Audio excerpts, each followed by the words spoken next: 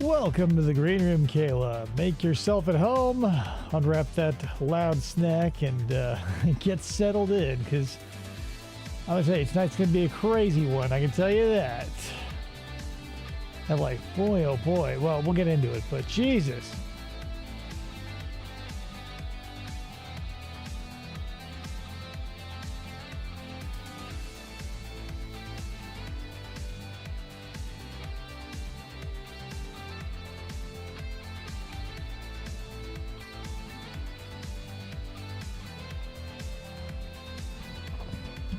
Okay, so full disclosure, this is not White Bat, nor is it Wipe That audio.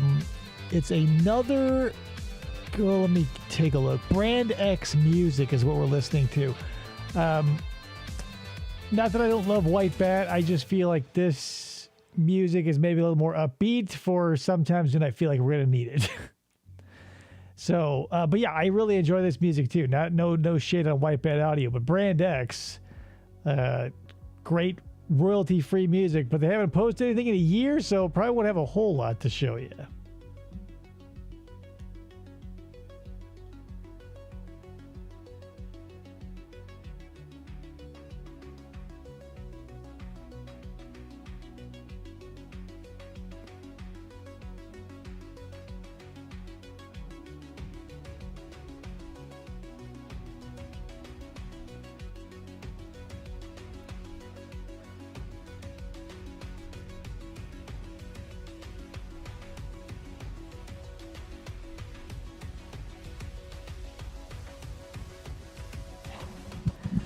Yeah, watch out with those blind dogs, Kayla. They cause so much trouble.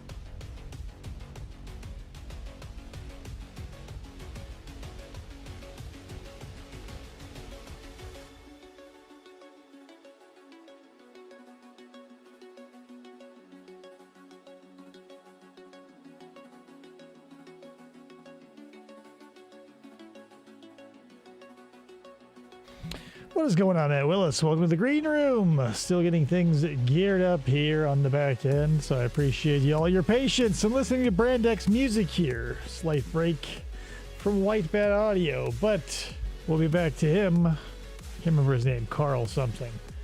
Maybe give him more credit. Great stuff. We got a new, well, not a new, but a name back up on the board as a game winner. Oh boy.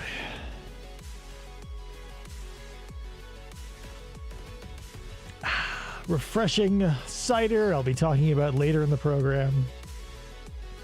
Got to turn my phone off. How unprofessional. First time that's happened in a while. There we go. Don't want that slurping up any precious internet connection.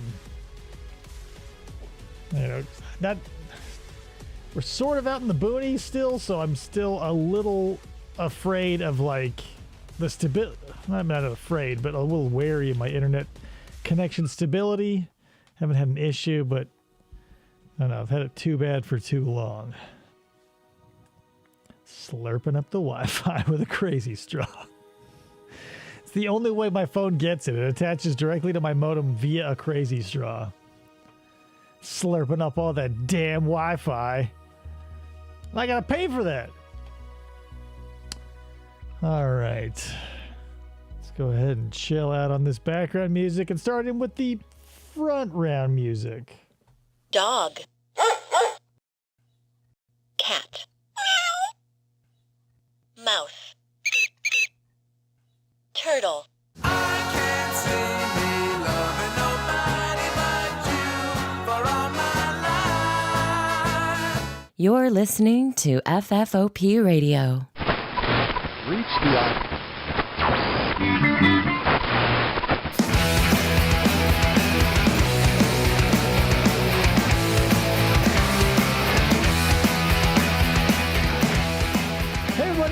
Welcome to the show. My name is Dave. It's Flamingo Friday. So we've got some true crime for you, and this one is fucking crazy because, well, I'll unpack in a second. First of all, let me introduce you to my co-host, producer and wife, Krista is over there. Hello. Let's call attention to Ryan Maxwell, the winner of our game. Yes. Put the corgi sticker on there for you. Congratulations. Yes. Also, I got to tell you about this. This is the cider I brought up, I think, during the Halloween episode. This is JCVC, or Hard Target Cider. It's pretty good. I hope you guys find that funny. I found it very funny until I realized that Hard Target was JCVD and not Steven Seagal. I was very bummed out by that. Yeah, so we had to put the whole thing on the label because, I mean, why not? That's just the way it goes. So here we are. Let me unpack this a little bit for you. If you're unfamiliar with Amber Hilberling. So, oh my God. This is an interrogation that involves zero police interaction by and large. They'll come in to check in with her every once in a while, but there's going to be no rapport building. There's going to be no read technique. There's going to be no pressure, no good cop, bad cop, nothing. What we're going to see is Amber in the interrogation room with her grandmother. Huh. So to set the scene, Amber and her... She just talks to herself, Kayla.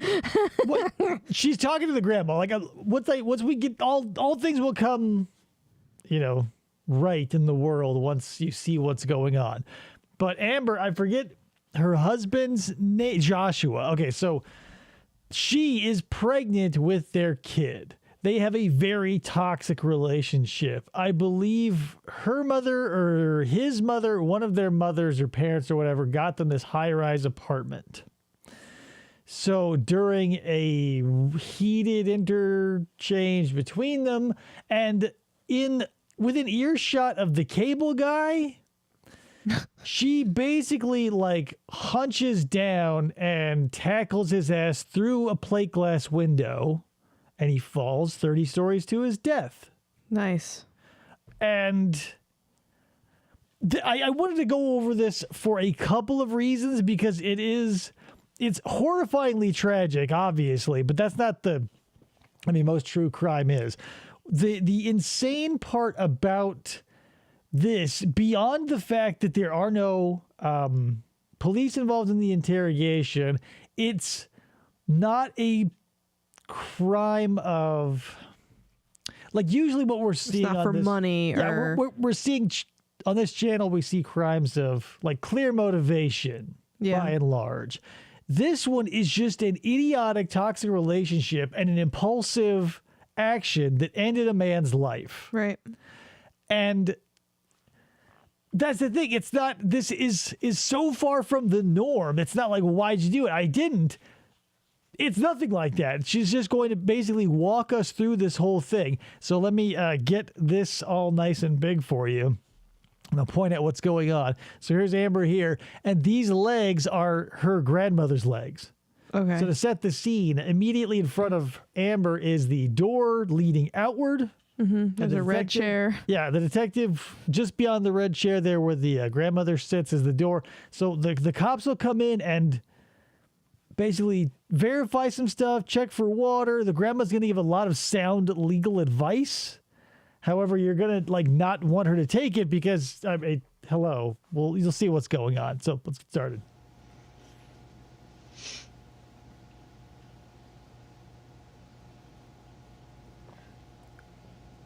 I shouldn't be here. Terrible feng shui. Yeah. That's not good. But it's an interrogation room. And not to stop it so early on. But like, do you think that this is just a massive grease stain from every mug they've brought in here that just like leans his head against the wall? Or like when they have to like put their face on or like lean against the wall and get handcuffed. It's so low. I'm saying you're sitting. There's no way, like, unless they're I mean, maybe. like, Yeah, unless I they guess. in one day tagged all of the Oompa Loompas like in full makeup and it just rubbed It's off. from their hands when they have to put their hands against the wall to get. That's so low. But like, hey, where's Formula 409 in this jurisdiction, for God's sake? The roux. The roux. The roux. Josh is dead. Hmm. And I'm here.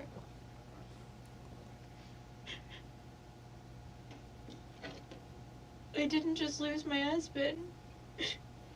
Jeannie and Patrick lost their son. Zach lost his brother. His grandma. His poor grandma's gonna have a heart attack. When she Fire. finds out that her little Josh is gone. And which is crazy, right? Because in every other interrogation, the detectives are on the other side of this coin, being like, "Think of the mom, think of the dad, think of the brothers and the family," and they go, "Who? I don't, whatever. I never heard a soul." She's gonna be good cop, bad cop, and interrogation suspect, and the grandma is gonna constantly be like, "Knock that shit off" or whatever. All I kept seeing, like, I just held it. Right? They both, She doesn't the look room great. and her both look like tobacco stained, like cigarette burned wife beaters. But you know, here's the thing: like 9 times out of 10, if you're caught in a situation where you're not ready to be social, you're going to look like Amber. So you got to cut people some slack because everybody gets arrested looking like shit. Because 9 times out of 10, you look like shit because you're at home. Yeah, that's true.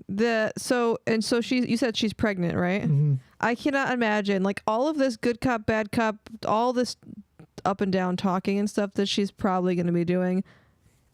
Her hormones being pregnant probably exacerbate a lot of the things. I mean, that's the thing. There's a million things at play here. So if this, that, or the other, like, you know, the straw that broke the camel's back to her is this high-rise apartment, but like the high-rise apartment didn't like make her a hothead and shoulder his ass through a window.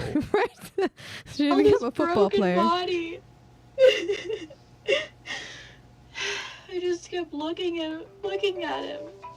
It's grandma's phone. Yeah. Typical grandma phone ring. They don't know how to change Yeah, the they just ringtone. leave it as stock and they go, "Grandma." Yeah. Did y'all ever get a hold of Rhonda? Y'all. Y'all gotta get a hold of Rhonda. Isn't Where it is crazy? this? I forget, but there's always the oldest person in your family has this voice. Like Amber doesn't sound like that. I'm sure no one in her immediate family or the generation above sounds like that. But there's her grandma being like, "Hey, y'all." Okay.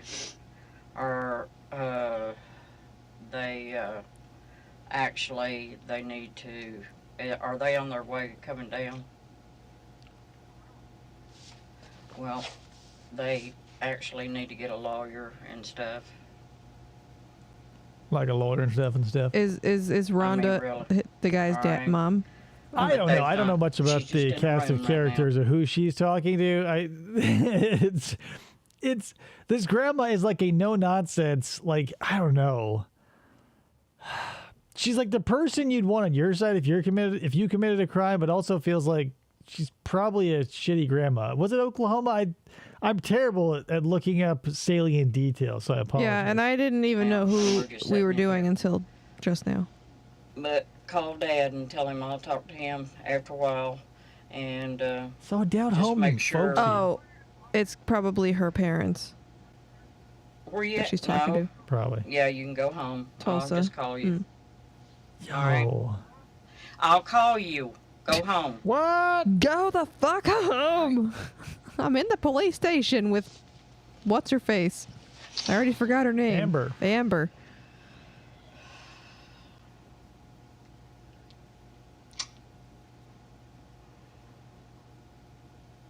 Like, yeah, what do you do in this situation, right? You just sit. And like the grandma, oh my God, I can't imagine. Where's your mother? It's, I don't know. This whole thing is just lightning in a bottle because I can't. The grandma is just so casual about all of this. It just blows my mind a little bit. Like, I get why Amber is the way she is. She's in utter and complete shock. So the emotional roller coaster, the highs and the lows that she's going to go on is totally understandable. But like, this grandma probably knew this dude fairly well. Like, they've... It's Well, just like, man, you know... She seems like the kind of person that would, like, if they had this toxic relationship that they had, to make her push him out of a window, like, Right, to the be like, whole- he needs to go. The whole family situation, that's the thing. It's one of those grandmas where, like, you maybe had a coworker like this, where it's like, as long as they're on your side, they're on your side. But if they're not, they're willing to, like, burn down your entire world Yep. over, like, the slightest infraction. Right. What's up, Tony? Welcome to this Hey. crazy party. Had a bleep, not bleep, but silence all this part, so... pff.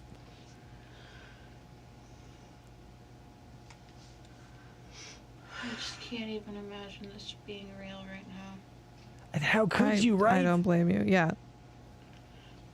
I feel like Granny's It's some shit. yeah, right.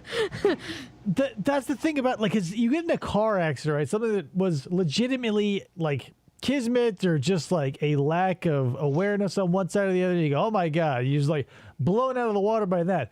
But then when like the dust settles and like instead of a car wreck and broken plastic, it's like your shoulder that pushed a dude out a window and you're 100% at fault. What the hell?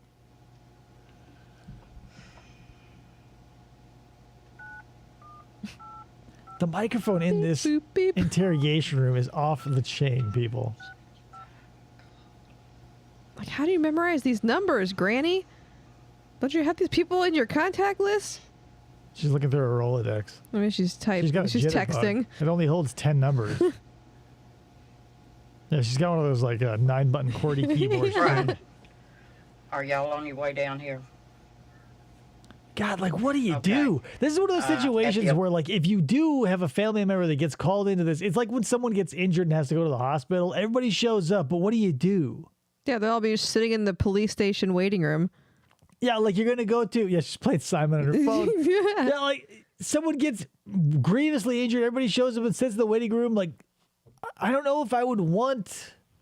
I mean, depending on my familiarity with the person in the situation, but I don't know if I want to, like, run down to the police station and be like, hey, I'm here. Like, Uncle Pete is here to sit in the waiting room of the police station and be like, was it a murder? Was it an accident? I don't know. The apartment? Okay, well, Amber's probably going to need an attorney. Probably, definitely. Okay, all right. All right, bye. I'm down here with Amber. Where do you are think you? I am? All right. Is that Alonzo Wade? Where are you? He's picking up a 24-pack of Keystone as we speak. Your mom and him's at the Mom and him. apartment. Police are talking to them. That was Grandma sending a text. You gotta hit the numbers until you get the right That's letter. what I'm saying. She's on Yeah. a jitterbug. Amber, I can't. I'm not saying that you're I guilty. can't believe this. Listen to me. What I'm saying is that there's a lot of things at stake that people are going to be doing their jobs. Patrick and them, you know they are going to come after you with everything they got. I assume that's part of his family. Like his parents. Yeah, because like, hello, like put yourself in any of these people's situation, right? Like Amber's, Joshua's, the grandma's, Josh's parents, her parents. Like, who wouldn't be howling for blood when you heard that someone like, you know, Pushed their son out a window. yeah, did a block and tackle on your son, flew out the window, and it's not like, because it's one thing if you, maybe this is just me, but it feels worse having like a completely battered and obliterated corpse at the bottom of this high-rise building than to walk in and find him with like 4 or 5 stab wounds. Yeah. I mean, what's worse and what's better? I mean, they both end in tragedy, Right. but it's just like, what the fuck? Like through the damn window? Okay. T9 for life. Okay. So you've got to fight for that one, and you got to fight for yourself. That one. Your baby that you're going to have in jail. He's in better. Listen to me. He's in God's. Amber. He's in God's hands right now. See, that's what I'm talking about. Not to undercut the severity of the emotional aspect of this, but like, this is the thing. When you get pulled out of your everyday life and you're not expecting to see people, you wear stuff like what these people are wearing. She's not wearing a bra. No, he's not supposed to be, but he's in God's hands. Hold on, got this old cell phone ringing away. T-Mobile. Hello. Yo. How's your mom and him? Yeah, Yeah, he's dead. I've done told her. Don't. I done don't did say told her. nothing. Don't. It's amazing too, because like, put yourself in this situation and like, who do you think would like show up for you immediately? Like if you were arrested for some crazy reason? Not would my grandmother. Would it be your crazy grandma with the fucking shoulder tattoo? It's in God's hands. Yeah, you pushed him right out the window directly into God's hands. So if you want to say it like that, sure. I mean, is it a nothing. plus for him now or what? Yeah, I'm sure that 30-story drop, he was I feeling hear you. great. All right, bye. Listen. to Early me. adopters of Crocs For your guarantee it. safety. You're gonna go to jail. Listen to me. You have to listen to me.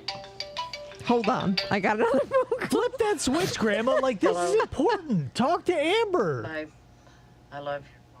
I love I'm in here in spaghetti. the room with her right now, and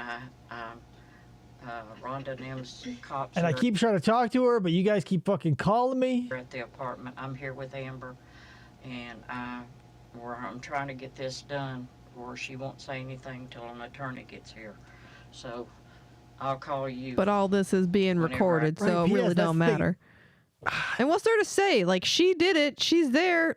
The end.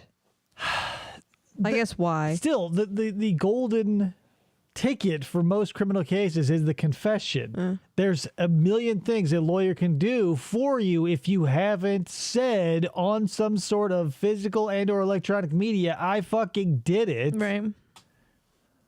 where I can get out. All right, love you. No, she's not. Is she okay? Yeah, no, she's not. No, she's She fucking I mean, shouldered her physically, husband through a window. physically. And like, here's the thing too.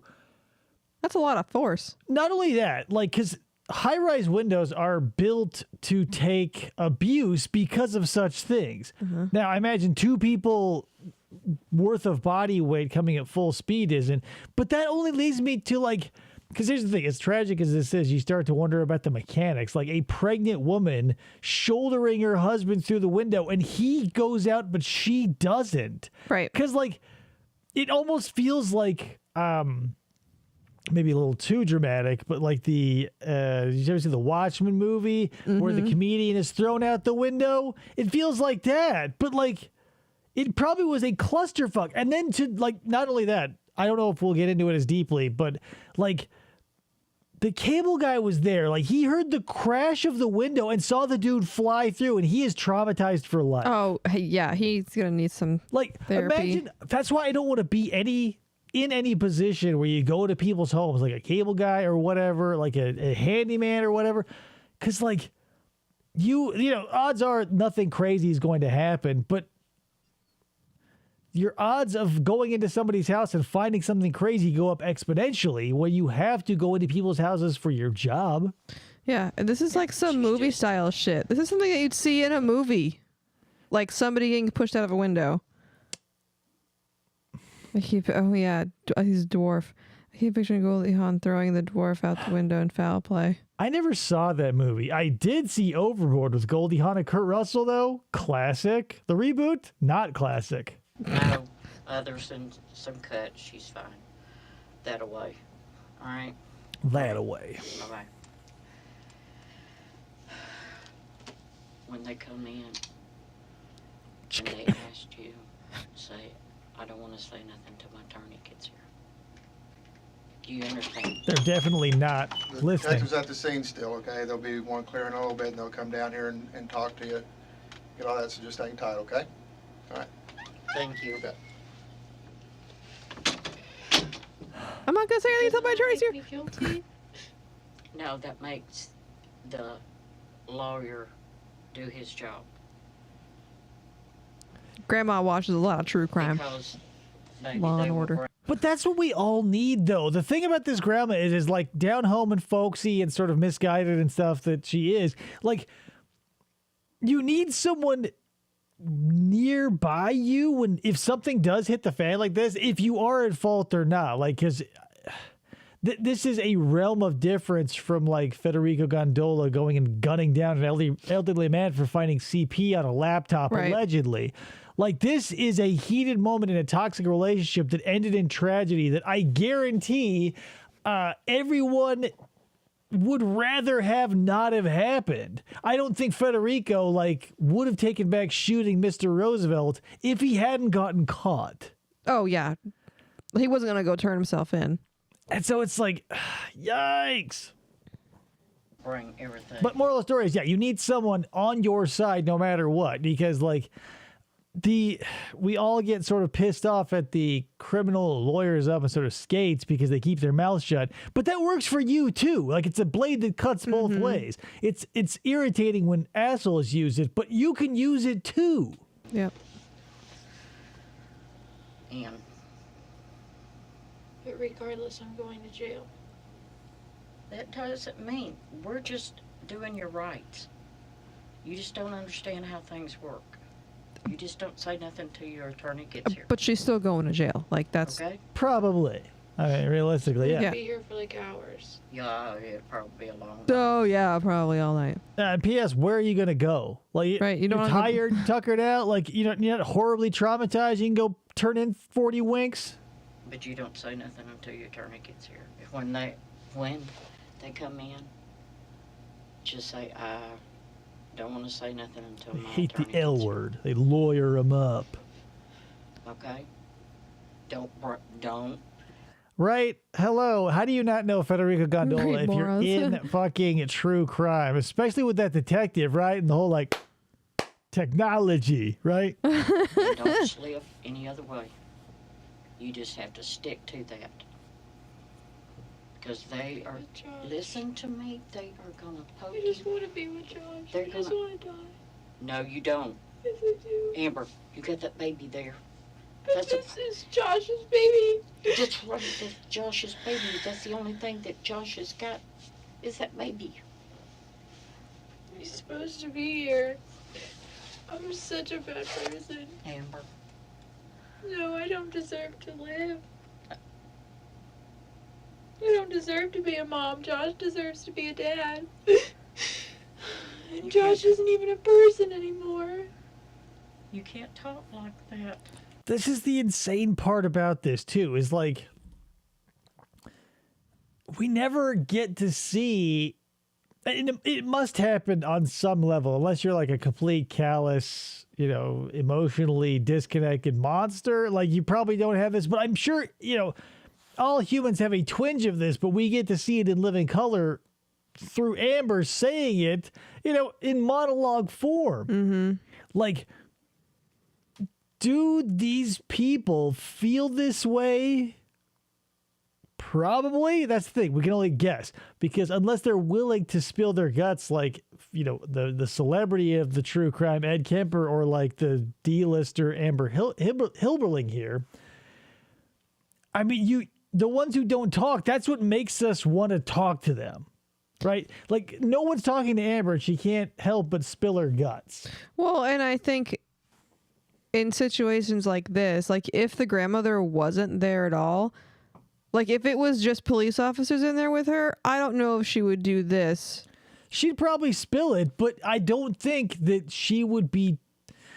Okay, that's the other side of this coin too, is if she was in here alone, she'd probably just be hyperventilating on and off and crying and not giving away the whole show. But with the grandma there, she has someone to bounce shit off of.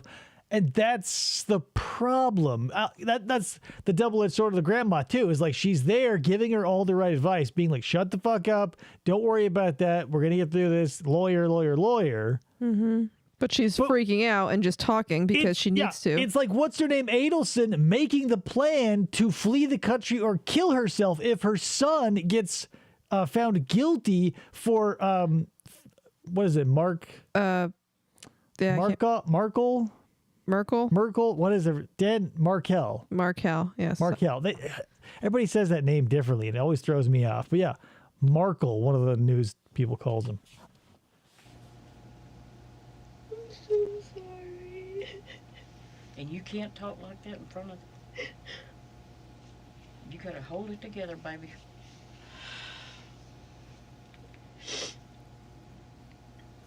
I can't stop seeing Josh Paul. Right? How is that not seared into your Seriously. mind forever? I just want to be back in bed, laying with him. That's never gonna happen again. Like, You're correct. The thing to take away from all of this, no matter what, is like, as good as it feels to get pissed off and like lash out in a moment of anger, like you live with that shit for the rest of your life. It doesn't take but a second to stop in the eye of that hurricane and be like, yo, I just turn around and walk away. But that is an incredibly difficult thing for some people to do, because if you don't have the self-awareness, you just check out of your higher brain function and let, your lower instincts take over, and then your higher brain has to deal with that later. Right. Like, try and get that shit to slip into gear earlier, and you'll solve so many of your fucking problems. It's unbelievable. She might spill if she was in there solo. Yes, you're right. But only after the cops had come in. She would be doing herself the service of half an hour's silence or whatever, an hour's worth of silence instead of spilling. So we're getting it all pre instead of post or in situ. You know what I mean? Yeah.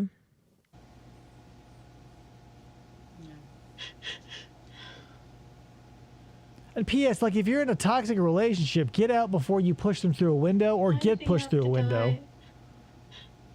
I can't even. Like, this is supposed to hurt so much more. Sometimes we have evidence that I can't control people. It's just part of I life. just want to see him smile again. I wonder if her attorney's going to go for like battered wife syndrome or whatever because of... I don't want to bring us down too soon, so let's talk about how this ended up at the end. Okay. But doesn't it look like she's wearing a lav mic here, like they mic'd her up before she came in? Like, all right, this will be your room. I'll go ahead and slip this onto you there. I just want to go back inside. Pack slips onto your belt loop. It's just procedure. I lost the person I love. The person I couldn't even imagine being separated from is dead.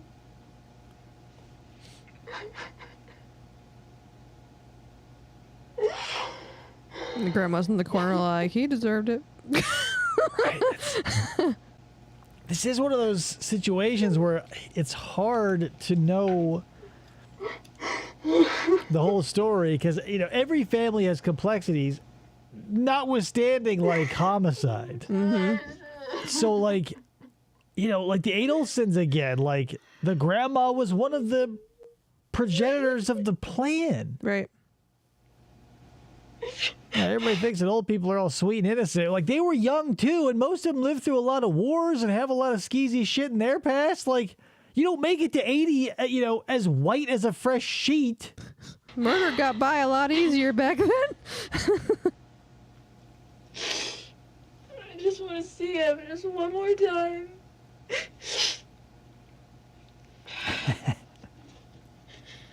Seriously, Grandma is... It definitely feels like this isn't the first time that Grandma has had to sit across from one of her... Anybody. What would you call them? Like the generations below her offspring and their offspring and so on. It doesn't feel... Maybe even her husband. Like, she probably could have even been sitting across from him, dozens of times. It just feels like that, right? Right.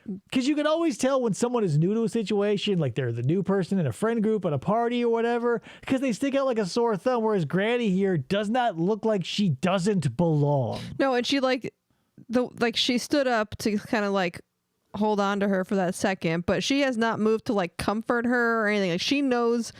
It's weird. That's, physical affection is one of those things that a lot of people look into, but like, if you're not physically affectionate or whatever, like, my grandmother, cutest little woman in the world, but like didn't like to hug a lot.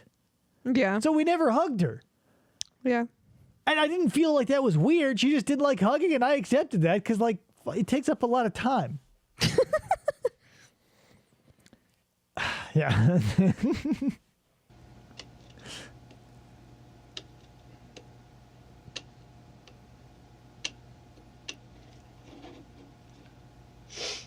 She needs a fidget I spinner. wonder if his parents know yet. Hello. I'm sure they do. This isn't like an episode of the X-Files where they'll call Skinner about your wife, or not your mom, going to the hospital. Seriously. They were right. The hell, X-Files. They kept saying if we stay together, I'm gonna kill him. Well, I mean, red flags are red the whole time. Even if you ignore them, they're red. They're red in hindsight. They're red in the foreground. They're red across the board. It's just, do you have the self-awareness to see them? And then if you do see them, do you have the self-awareness to accept them as reality? And that's the same part of you that is going to have to stop yourself from throwing someone from a high-rise apartment. well, then the way she just said that, is she the crazy one in the abuser? Well, hey, we summoned Fox Mulder. Oh. How did this I think they were both... Because that's the thing. There's no... I mean, obviously there are some relationships you can say one was taking the brunt of the Yeah. abuse, but they were both... Like Sarah and George. Yeah. That was probably 50-50, 60-40 given any given day. Right. That feels like what was going on here, because it's not like they either of them are displaying like physical signs of abuse or anything. It was just a bad relationship that when you're invested emotionally, you shut off your logic. So like, they knew they weren't good together. Everyone around them knew they weren't good together and predicted death.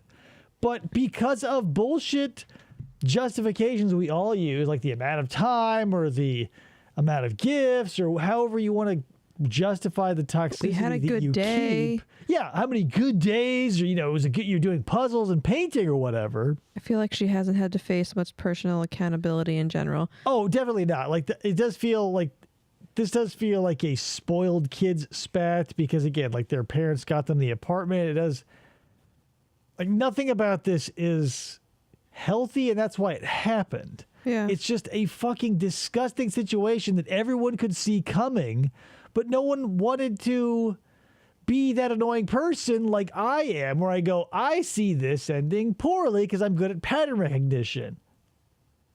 But no one wants to hear that shit. So even if you were the person like me in the relationship or in the family or whatever who can call it as you see it, you may not be listening to it. This happened? How did this happen? Why did he have to fall out the window? You shoved him. Fall Hard out enough the window. to- Yeah. Why did Mom put us in that apartment? She put us there. Why are we there? Why were we there?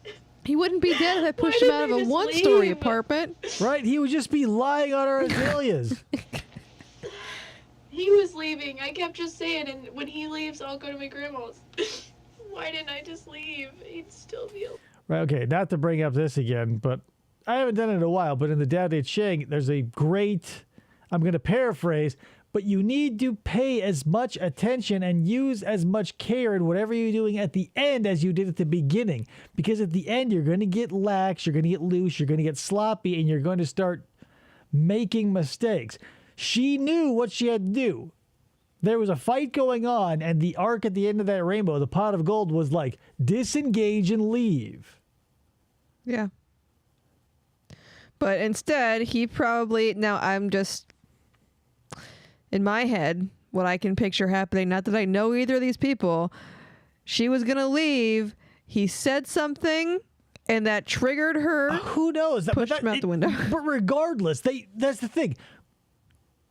It's not only the other people saw it, they're like, oh, they were telling me I'm going to kill them or blah, blah, blah. She knew what she had to do and still straight up ignored it. Yeah. Why? Because we like to justify things emotionally and then we have to deal with them intellectually later. And if you're an idiot, this kind of shit happens. Yeah. Generations of Jagovs. Seriously, Grams though, right? Grams went from defending her in the principal's office, and next thing you know, you're defending the assisted third floor swan dive. Right. This is something I say often to basically everybody is like, I don't want to cut my child too much slack because I know beyond the threshold of our front door, nobody else will. Yeah. So what kind of service are you doing for those around you if you keep cutting them slack? And so you're ending up paying out an infinite amount off this roll of tape. And then they get loose in the real world and no one wants to take their shit. And they go, well, what the fuck? I've been doing nothing but giving shit out freely and people have been taking it. Be alive.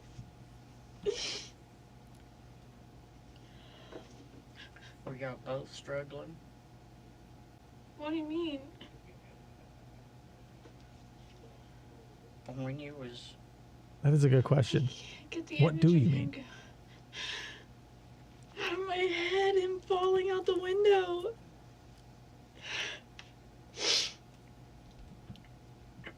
I'm just trying to tell myself this isn't real and this is all gonna be over soon. Spoiler alert. No.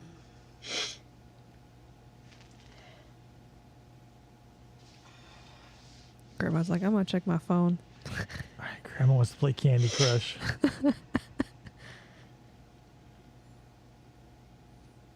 And like no time has passed. How long have we been sitting here? 13 minutes. It feels like an eternity because like in a room with Will you have Mom bring me? no clocks and nothing like that. You're talking to all these people and it feels like stuff is happening. And then, you know, Grandma's phone stops and we're just sitting in silence. And you're just trying to like, I don't know. This does feel a lot like the embodiment of Schrodinger's cat. This concept comes up. It came up in the Jalen Fleer episode too, where like he was a walking dead man, but didn't know it until the door closed. Mm-hmm. And this is that space where you get to basically live in a little bit of a bubble before it collapses, but you know it's going to collapse. It's you know, a trapped pocket of nitrogen at the bottom of the ocean that is going to take that 378,000 mile trip to the surface. And the sweetest part of that journey is probably the last 6 inches because you know it's going to stop. Yeah. Need some different pants. Well, right now. They're going to give you jail ain't going clothes. nowhere. So I wouldn't worry about that. Mm-hmm. Not going to have Lululemon behind bars.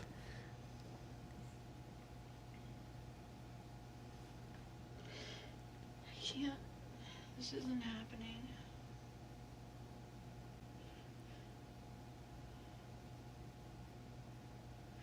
Josh is dead. His bones were sticking out all over his body. Which, like, His whole body was broken. That part too, because I've watched this several times, like recreationally, and that part always blows my mind. Because you probably, if you're a movie aficionado or you grew up in the '80s at all and caught one action movie passing by the window, you're familiar with people falling off high distances and smashing into the ground. Whether you saw Jack Nicholson's Joker fall off the building at the end of the movie or whatever, And they're just laying there. Right. There are so few. Bingo, Batman. Or like another good one that does this is Dredd. Like when Dredd hits Mama with the slow-mo and throws her off of the top of peach trees. And she you get to see that like the under. I mean, it has to happen like that because in the movies you just go, plop, and you just hit the ground and maybe some blood comes out of your mouth. But like, falling and tumbling for 30 stories and just like I don't know how long that would take, like falling 380 feet, because you're gonna have to go from 0 to whatever, hit terminal velocity, and God knows how long that's gonna take. And it's like Fry in Futurama, even though he gets to go back and do it a bunch of times. Like that time must be like it feels like it must feel like, because I remember the first time I went off the high dive when I was young, right? You jump off because you go from 3 feet over the water to 10 or 12 feet over the water, and that 12 feet feels like I feel like I'm still falling from that first jump. It took so long, and just to be you're able to have the time to look around and look down and look up and know what's coming. Maybe it's akin to the old, everybody talks about this. Like if your head gets cut off, how long are you alive? Oh yeah. Like the guillotine. Like there's those anecdotal tales of I People think can still talk afterwards. maybe it was Marie Antoinette where you can't talk because there's no lungs, but I think they picked up Marie Antoinette's head and slapped her face, and she looked pissed off, and her cheeks flushed a little bit. Yeah. So, and realistically, I mean, your brain would stay alive because it wouldn't go out immediately because it's still going to live off the calories and the little bit of oxygen you have. So it only makes sense that you'd have some time, but not 38 floors worth or whatever. Ugh. Nope. P.S. Rod, when you first saw the Michael Keaton, Tim Burton Batman movie, right? When they show the Joker and they're all huddled around this body like King Kong at the end of that movie, and that fake laugh is going off, did you at all for even a moment think that was a fake Joker? Because the body did not look like Jack Nicholson. I was like, oh, he somehow swapped out with a dummy that is now doing a fake laugh. But I'm pretty sure he died, right? And I just held him and kissed his cheeks and screamed for him to wake up. Yeah. Well, was it the chattering? It was the chattering teeth, but also when he's down there and everybody's looking over his body, and Commissioner Gordon there is it's that familiar pattern of the it was a music box sort of thing, but it didn't look like Jack Nicholson. So I was like, oh, he switched out his body somehow, right?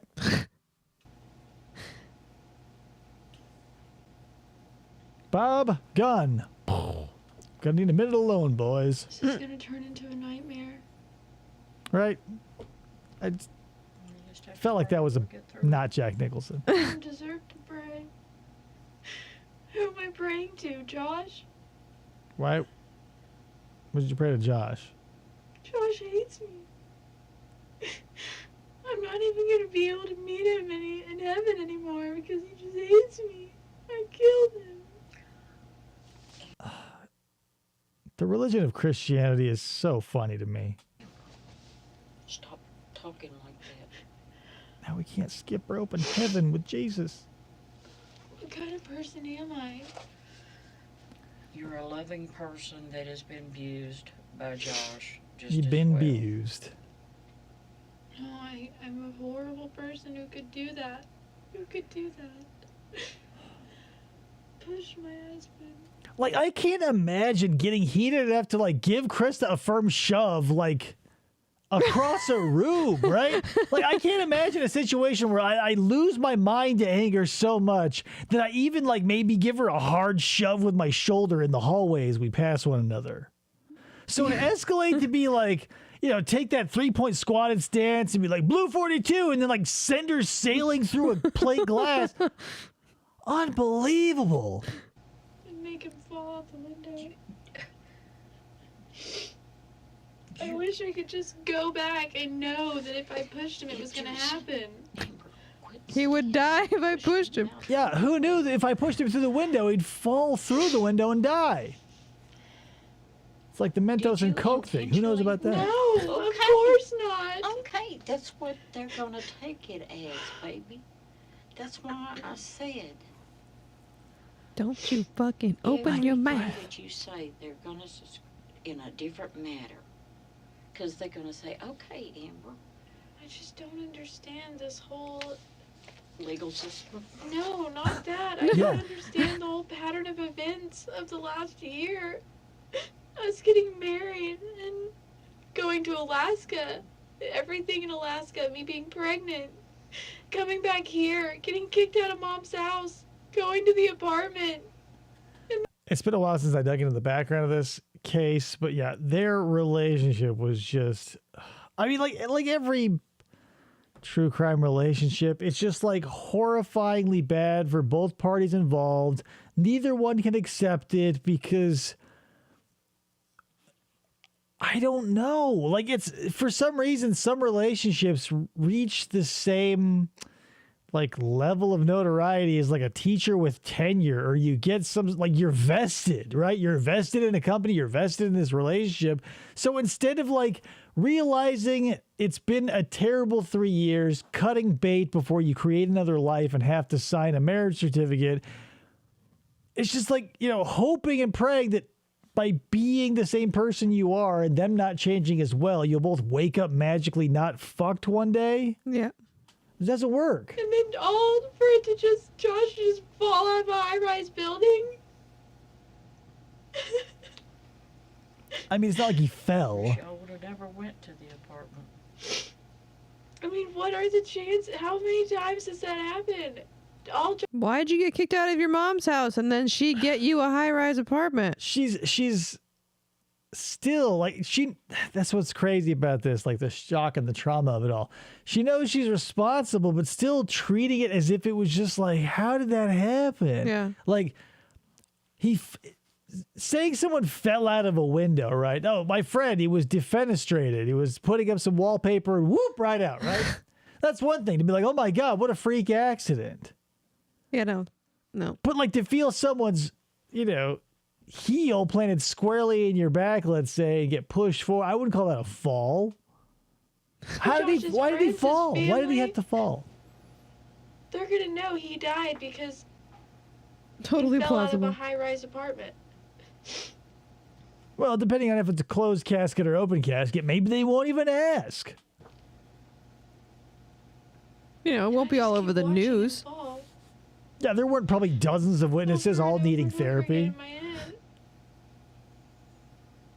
Watching him flail and think that he, Think that he could my fly? last thought was, please catch yourself. How? And I just want to know In what a was tree? going through his head. If he knew he was going to die. If he said a prayer, or if he cursed my name. Probably didn't or have if he time. This is another running theme in this sort of bullshit, right? Because sometimes the perpetrator will bring up the victim's last thought. Like, this is a fairly wide swing on the extreme scale, but like Chris Watts, when he was like on top of his wife Shanann and strangling the life out of her, and he was like, I hope she was thinking like, God forgive him because he knows not what he does. And I'm like, yeah, that's exactly what she was thinking. As the husband of her 2 children, soon to be a third, is on top of her at 4 a.m, strangling the life out of her. I'm sure that's, she's like, give him a pass on this one, big old JC, and then like just died. Yeah, no,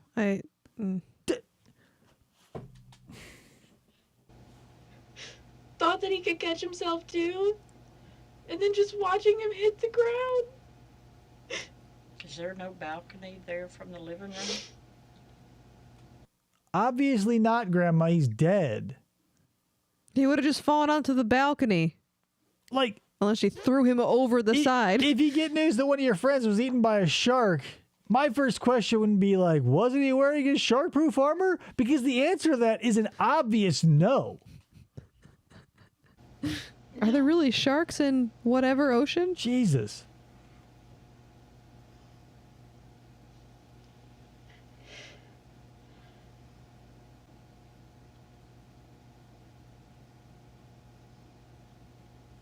P.S. Water companies, stop with the 4-ounce fun-size bottles. That's so annoying. It's just so cheap. Assholes don't have to give you a full 12 or 16, 8.8 ounces. For my life, everyone's gonna think I'm a murderer. Because you Well, My family, my whole family.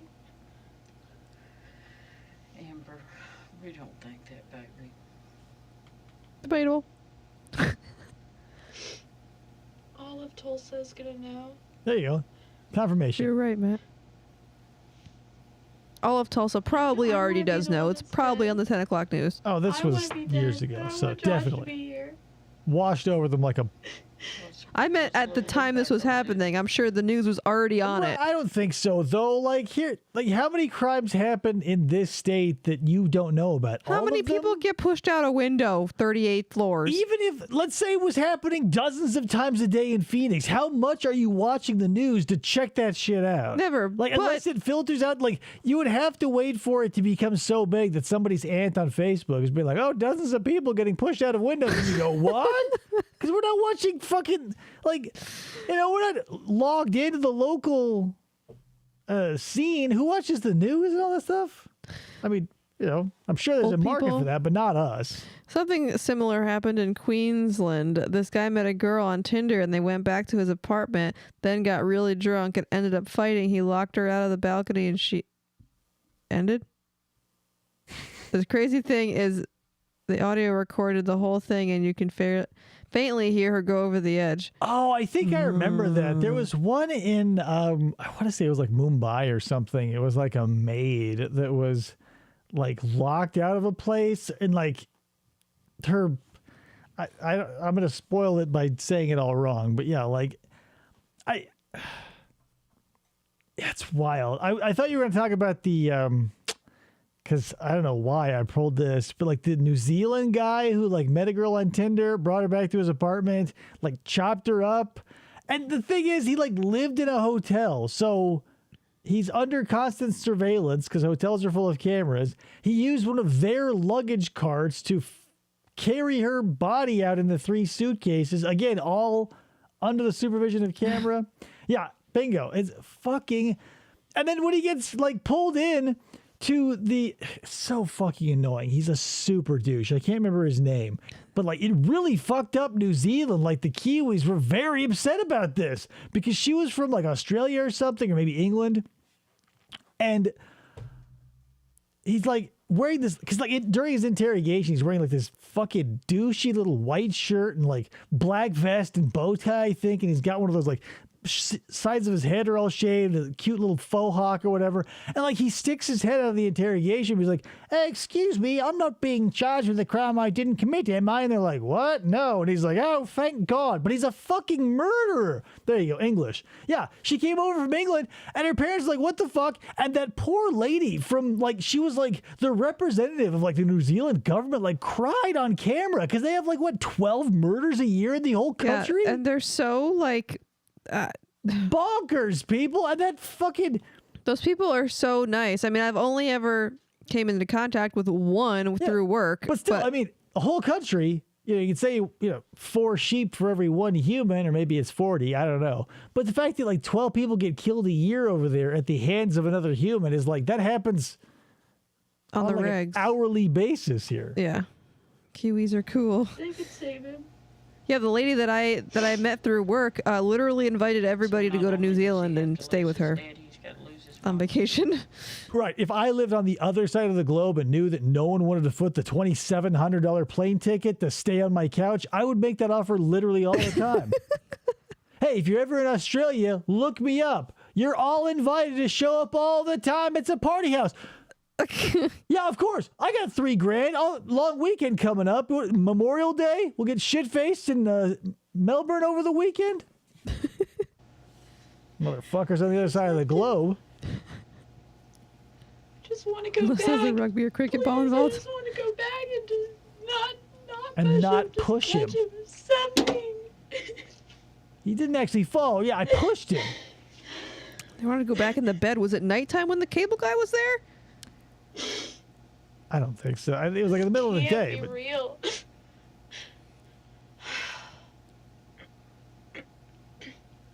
I mean, I still have my whole life ahead of me. And I was hypothetically. supposed to spend it with Josh. But honey, Josh was an asshole. Allegedly. And now I'm gonna go to prison. This is Josh like the dead. lowest energy My Adelsons. baby's gonna get taken away from me. Grandma's like, I'm gonna stay silent because yeah, that's probably gonna happen.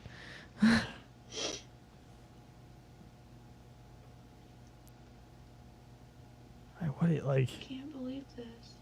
I can't believe Josh fell. I wish I could just get it out of my head. I know, baby. I just want to go to sleep.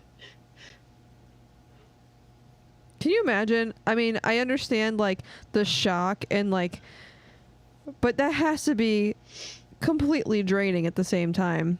Like all of this going on in her head and like growing a child and like the whole everything Right. is gonna be fucking it's- exhausting. You know, for nerd reference, it's like one of those things where you can't believe the amount of energy expended where like people make it out alive.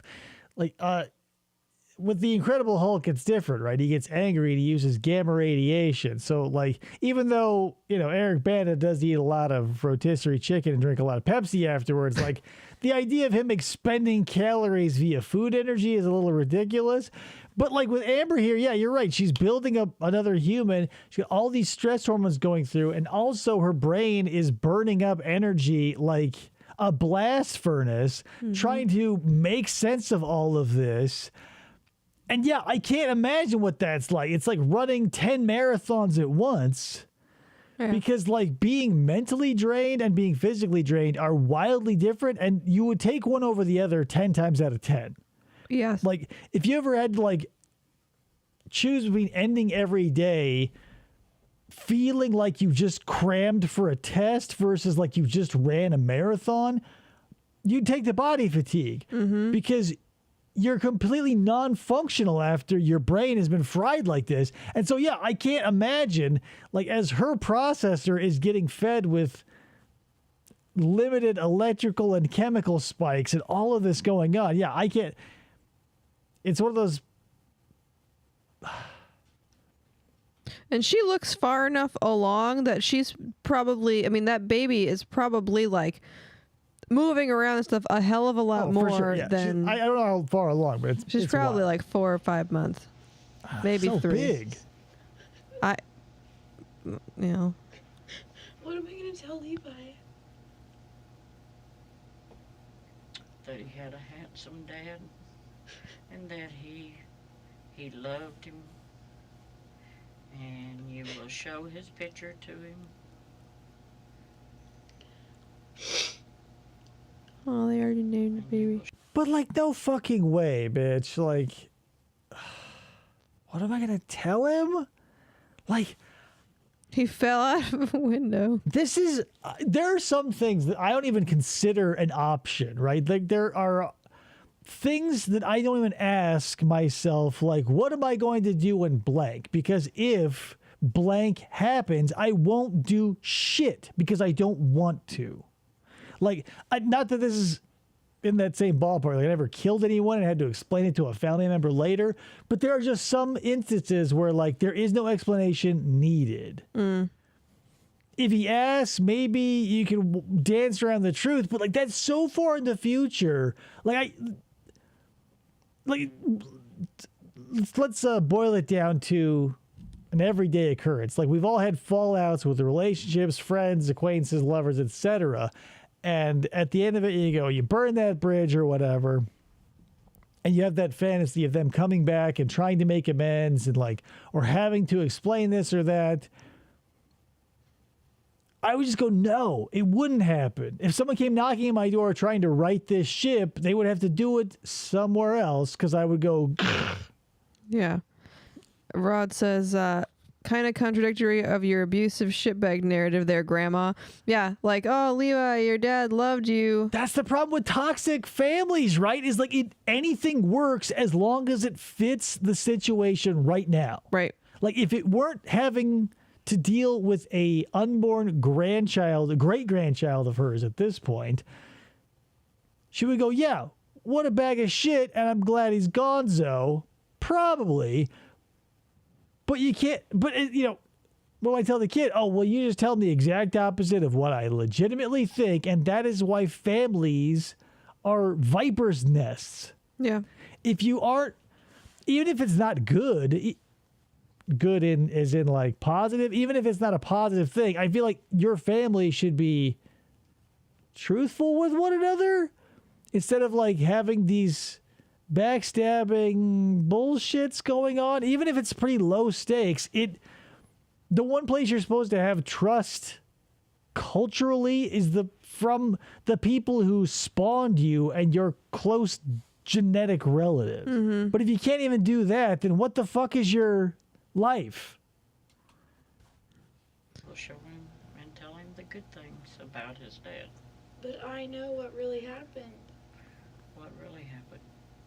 You don't know what really happened. I pushed him out a window. Yeah, she asked that question. It was like, maybe they are recording. I better follow that up and tag it with, you don't know. Mm-hmm. We're in there. You were struggling. I can't believe you fell out the window. Fell. Why did that happen? Listen, here's the thing. Like hindsight being 20/20 and all this other stuff. Like it's all well and good that the person like Amber here can say I was emotionally distraught or depressed or anxious or I have bipolar or this or that or the other. Because you're not dead. You get to make those statements and declarations. You go, well, I'm not blank because I'm this, or I didn't do that because of this. Like there's always a way out, except for the guy or girl who is dead. They don't get to say, well, I'm dead, but it's only because of some sort of mental illness that we'll hash out later. Yeah. Yeah, he's doing lawn darts with Jesus, and he's not inviting Amber to that barbecue. Because it's an apartment up there with a view and Why didn't I just leave? Why were we there? Right. Why did he fall? Josh is dead. Why did he fall? I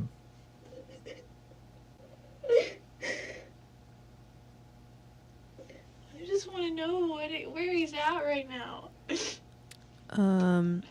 The coroner's office? Well, no, she's talking about his soul. But this also, not to throw more cultural references at you, but this always, every time I see this part of the interrogation, it reminds me of Herbert West Reanimator. Because in Herbert West Reanimator, Herbert West and his unnamed, the protagonist who is writing this story essentially is Herbert West's sidekick. And at one point, he goes away on vacation after some entanglements. They can't find fresh bodies. His assistant goes away on vacation, comes back, and Herbert West has magically and mysteriously and luckily happened upon a traveling salesman, a dude who showed up at the house who was selling encyclopedias or whatever and had like a heart attack or some shit. And so Herbert West is like, Yahoo! And he puts some of this embalming agent in him and whatever.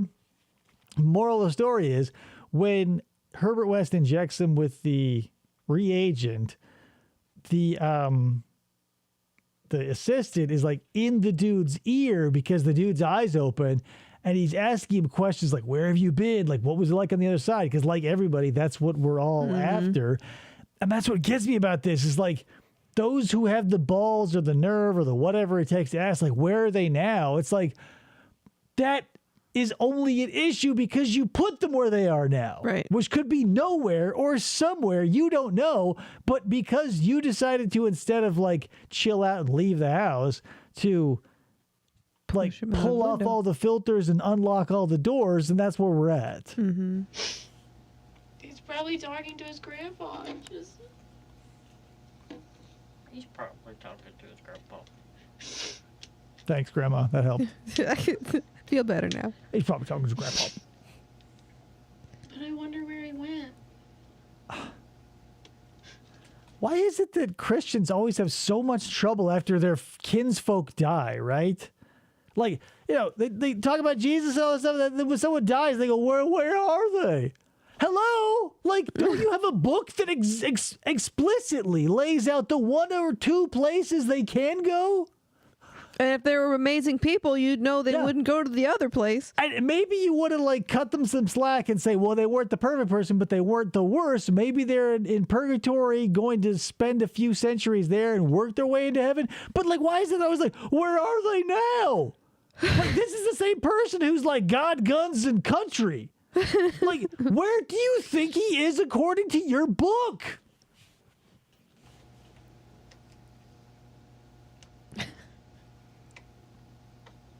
And what about a funeral? You probably won't be there for it. It's like what Sarah asked about How George. is that ever Yeah. gonna work? It'll work like every other one does. Mostly. Knowing how the family feels.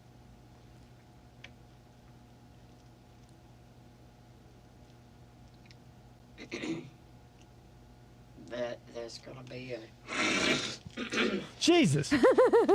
Post-nasal drip, Saying Grandma? This is a nightmare that's just now getting started. I mean, as if Josh being dead, I can't even say it without I can't believe it when I say it. Grandma's got a little oyster problem. Jesus.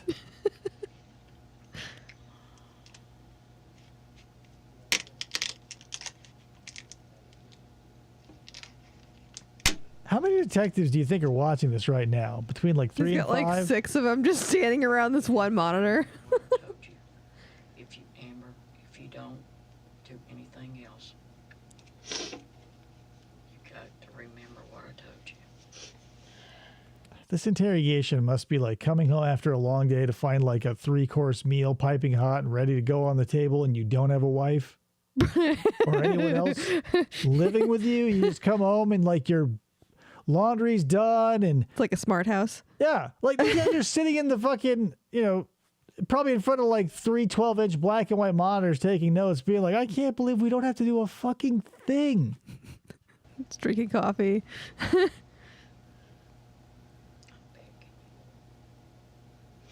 About the attorney? What if it doesn't work? What doesn't work? It'll work. Grandma's like, it fucking has to. They have to. That's the law. And they're gonna try to break you. Don't.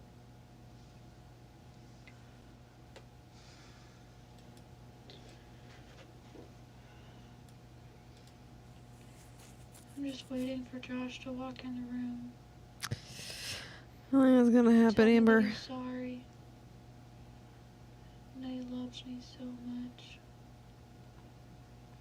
She wants like the happy ending of Dahlia Dippolito. Like, I'm sure when she saw Mike in the doorway of that interrogation room, she's like, Mike, you're alive. I'm sure she's like, shit.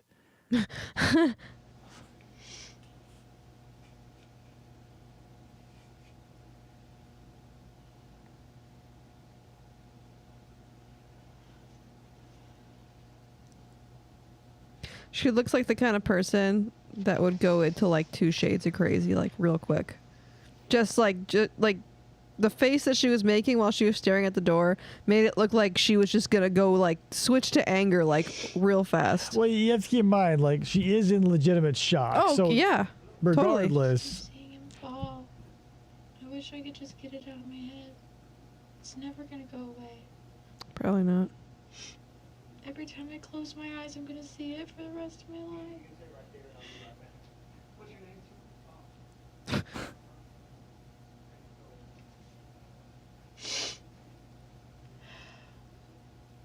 Man, that microphone is something else.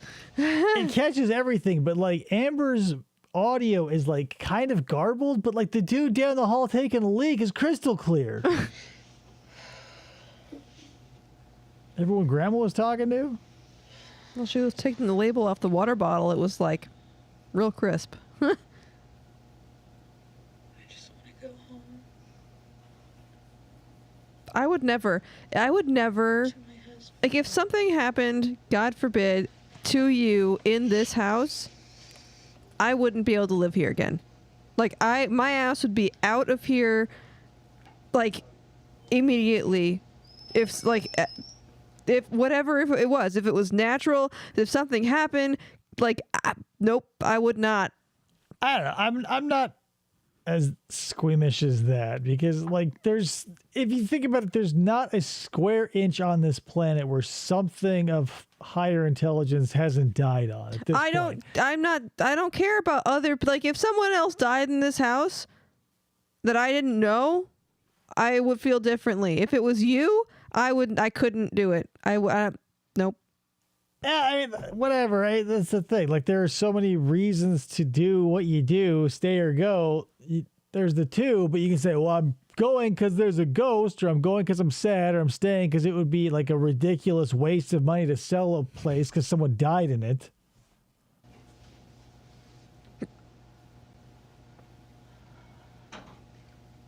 Someone dies in your house, your mortgage is free. It's like when your roommate dies in college, you get an A.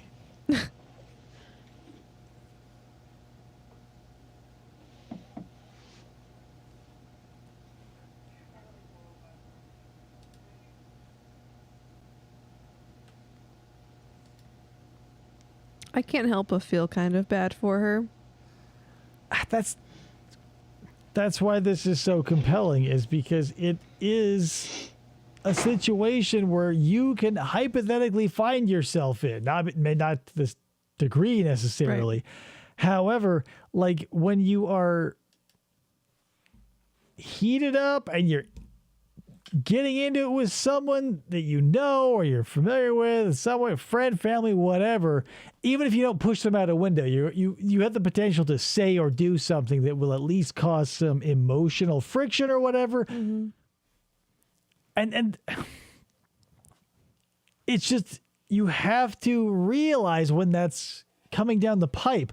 Otherwise, you're going to end up, at best, you'll say something stupid that the other person, and, like lowest stakes, what'll happen is you'll like ruin a relationship for a little while. There'll be some awkward moments for a time, or you'll lose the friendship outright and just have to burn all those bridges. I mean, very few of us will get to the point where,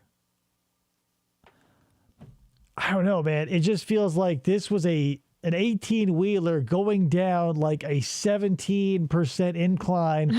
The engine's on fire, the tires are bald, and the brakes don't work. Yeah. And so your last-ditch effort is to just like go into that crash area where all that gravel is and hope you stop before the mountain hits. Yeah. But we're beyond that. Like, we're now at the point where, like, it blew through the mountain. Yeah, like, it's just smithereens. And the person who was in charge of your ass, because now you're exploded, was like, maybe we should have invested in a little bit of safety features or whatever.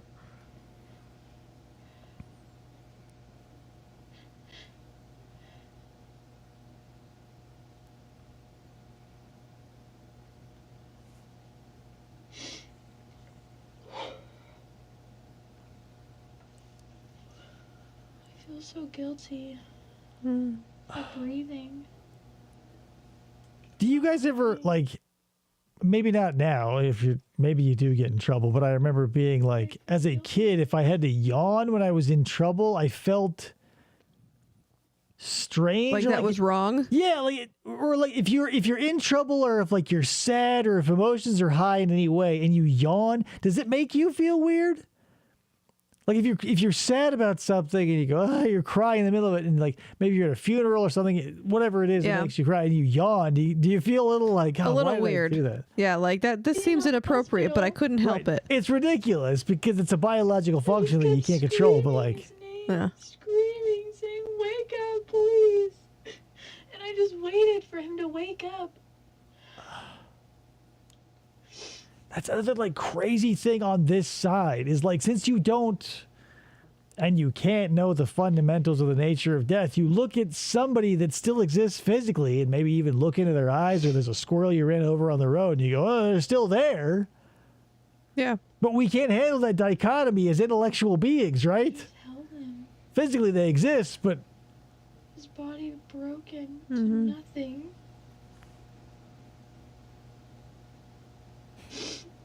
Every bone in his body was sticking out. And his eyes were open. again, this feels so cinematic, right? Because on top of the perfect throw, like out the window, she then had to, at best, hit the elevator and Yeah. take that 45-second Long. ride down, go through the lobby, or she was running down the stairs frantically. But either way, we don't have the virtue of a hard cut from the splat to like her over the body. Like she had to live every second of reality as she goes to the fucking elevator or whatever, run down the stairs. It's like, Jesus Christ, like, you know, and Family Guy, not Family Guy, but American Dad will make this joke every once in a while where like, you know, I'll tell you, and then it cuts to like, you know, the next scene is like, what for? And then, you know, someone in the scene will be like, oh, it was worth the 8 hours to 3 days of silence to get Okay, to the end of the this. because that's what it would be like. Yeah. I haven't seen The Departed, so I apologize. Oh yeah. No. And I just looked at him and I just kissed him. And I said, I'm so fucking pleased. I love you, wake up.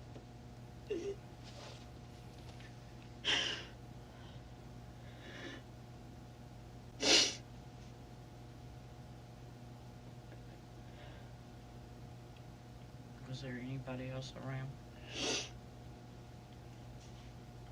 The cable guy.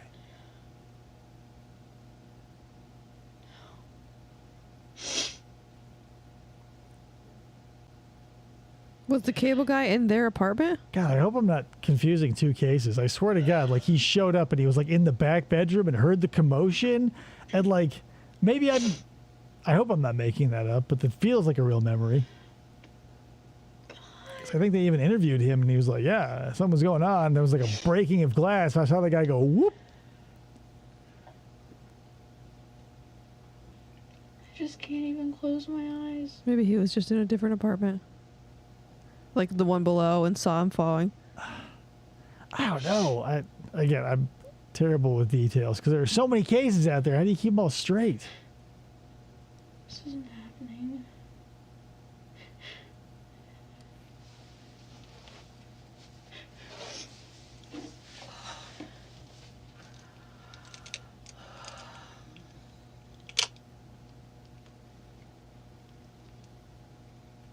Little Levi.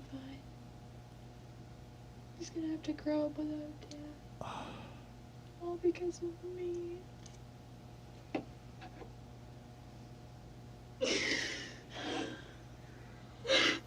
I mean, not for nothing though. Like this is the kind of crazy shit that happens all the time because like out in reality, there's a million people who are spawning a million other people. So there's a billion of us out there doing all these crazy things. We don't like, there's no book on how to be a human. There's people fucking up all the time. And there are just generations out there of disasters, but it all sort of works out because there's enough people who are functional, and as long as society keeps rolling. But scratch the surface of almost every family and there's something going on. Yeah.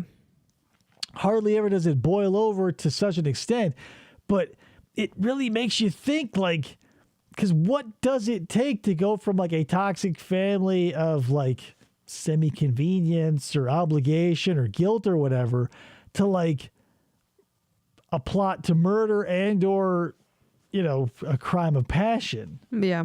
Be with Josh. And Josh probably doesn't want to be with me.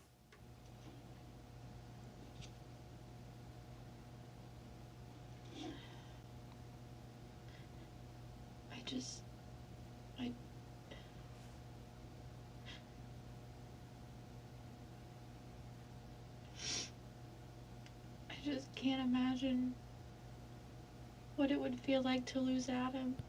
Oh, you're right. A maintenance worker testified took the stand and said Amber talked to him immediately following the incident. He said he heard a short scuffle, heard glass breaking, and ran into the room. But it doesn't say where he was at the time, but... I think he was in their bedroom. Probably. Because, I mean, he obviously had to run into the room where they were, and if he wasn't in their apartment, it's not like he's going to walk in and be like, hey, yo, I was in the hall? Yeah. Thank you, Rod. I appreciate that. He was in the Air Force, Josh, her husband. That's why they were in Alaska. And then when she got pregnant, they moved back to Tulsa. Not for nothing, but the military is one of those things that's highly polarizing, because if you're in it and you love it, it's an amazing thing. But if you're on the outside, it feels like a weird culty sort of shit. Because we give people all the credit in the world for protecting our freedom or whatever flag waving sentiment you want. But then when you dig into it, all the people I knew in the military did a lot of skeezy shit because they weren't on American soil, and it was who gives a fuck? Yeah, and outside of wartime even. Yeah, and a lot of the people in the military, their families, their wives and children live on the compound of the base, and so they all have formed this big, I don't want to say it's a cult, but this big family of women. Yeah, but any institution is going to have that around it. And I say that partially because I'm a product of that a little bit, because a short story is my grandfather, met my grandmother at a dance. They had between 1 and 3 dates, and he goes, the last time they saw each other for 4 to 10 years, I don't know how long he was fighting the war, how long he was deployed. He goes, smell you later. I'm out of here. Wait for me. And she goes, maybe not. So by the time he comes back, she was already being courted by another dude. And he goes, I'm back. And I was in the military, so I'm obviously better than this dude who actually probably was better than my grandfather logistically. But you know what? He served in World War II. So she goes, okay. Was he a good guy? Depends on who you ask, but debatable. Debatable. Apparently, a month before Josh died, he filed for a protective order against her because she hit him in the head with a lamp. Right. I'm saying it's not a one-sided thing. They were both probably giving it to each other, and or just what the fuck, guys? I pulled the plug on relationships for less. This is such a bad nightmare.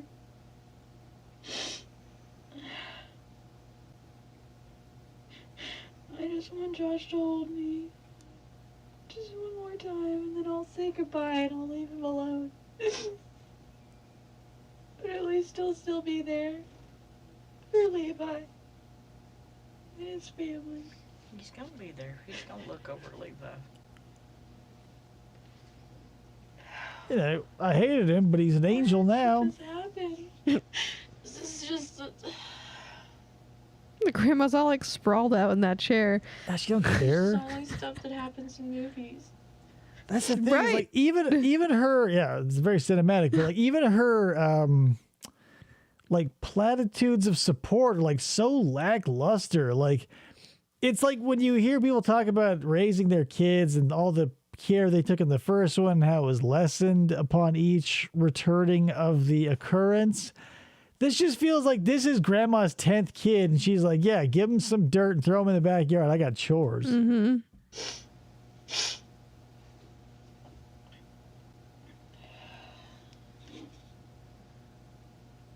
I killed him. And everyone in the little back office is like, woohoo! And they all throw stale coffee and donuts in the air. Yeah! We did it! And we didn't have to do a thing! I mean, I know what I have to do. What is that? Yeah. What do you have to do? You're gonna have to quit saying that. Yeah, I know. That's what I'm saying. You didn't kill him, Amber.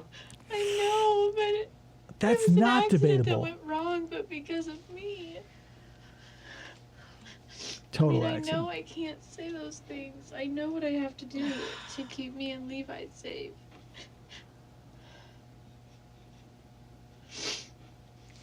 No, the only thing that I'm telling you is just for you to talk to your attorney. You have to be open and honest with your attorney. I'm just saying that your emotions right now, you're in shock. What if I'm not? What if I'm What? just a horrible person who can't You're cry? Or You're human. You're in shock. You've seen your husband that you love die. That's shock. I don't You're feel like I'm 7 in shock. And then slather that shock cake with the icing of you killing him, and like, you know, the sparkler on the top of that candle as you're pregnant with his first and only child. Right. 7.5 months pregnant. You're carrying a child. Oh, yeah, settle There down. you I go. feel like I'm in shock. You don't know what I shock just feels don't like. feel anything. I just keep hoping it's all. that Josh is just gonna walk in the here. door. But he's not.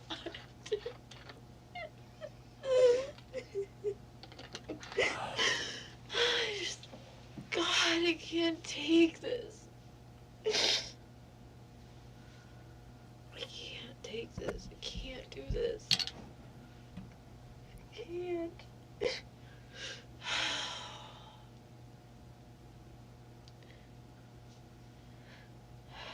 can't.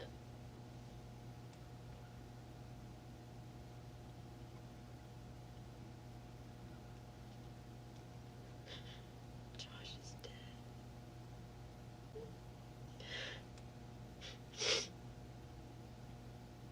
Not only is he dead, but the way he died, I just wish it would leave my head. Every time I close my eyes, I see it.